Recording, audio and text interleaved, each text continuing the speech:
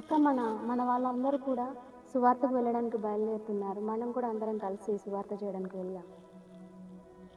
ఏంటంటే మన యేసు ప్రభు మనకు చెప్పారు కదా, సర్వలోకానికి సర్వ సృష్టికి సువార్తను మనం చెప్పాలని ఆయన మనకు ఒక ఆజ్ఞ ఇచ్చిన్నాడు కదా.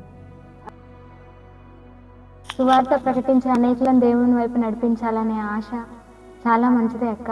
వీధి సువార్తలకు వెళ్ళి కరపత్రికలు పంచి అనేకులను దేవుని వైపు ఆకర్షించడం అది చాలా మంచి పని, నేను కాదనట్లేదు. కానీ ఆ విధంగా అనేకులు క్రైస్తవులు వీధి సువార్తలకు వెళ్ళి కరపత్రాలు పంచి దేవుని ప్రకటిస్తున్నారు, కానీ వాళ్ళు తిరిగి ఇంటికి వచ్చాక వారి ప్రవర్తన చూస్తే ఇతరులను ఆకర్షించే విధంగా ఉండట్లేదు. ఓర్పు, సహనం, ప్రేమ వీటన్నిటిలో క్రైస్తవులు చాలా దిగువ స్థితిలో ఉంటున్నారు. అయినా జనాలు కరపత్రికలు, పుస్తకాలు చదవడం ఎప్పుడో మానేశారక్క. కనబడుచున్న మనల్నే చదవడానికి ఇష్టపడుతున్నారు. కాబట్టి మనమే తెరవబడిన ఒక పుస్తకంలో అనేకులకు దేవుని సువార్తను అందించే వారం కావాలి.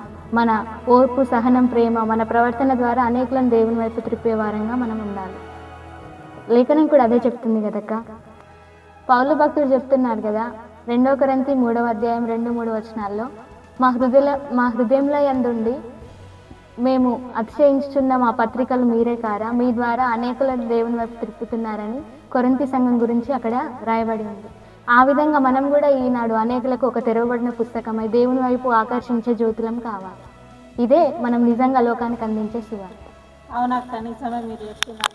నిజమే, మన జీవితమే ఇతరులకు ప్రకటించే సువార్తగా ఉండాలి. మన జీవితాన్ని మనం మార్చుకొని సువార్త చేస్తేనే దానికి ప్రతిఫలం ఉంటుంది.